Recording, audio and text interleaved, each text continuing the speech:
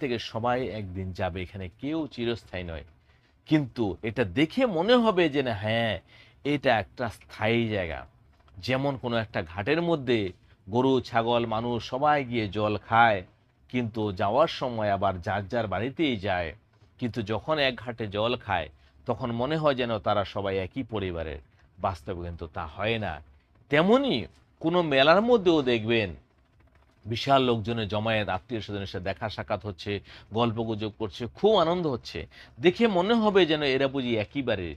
কিন্তু দেখবেন একটা সময়ের পরে যে যার বাড়িতে চলে গেছে। কেউ কারো বাড়িতে ভুল করে যায়নি।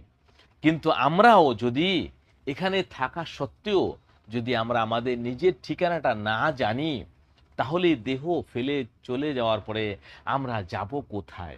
সে যাওয়ার জায়গা তো বানিয়ে নিতে হবে এক্ষুনি। হাতে কিন্তু সময় বেশি নেই। হরে কৃষ্ণ, হরে কৃষ্ণ।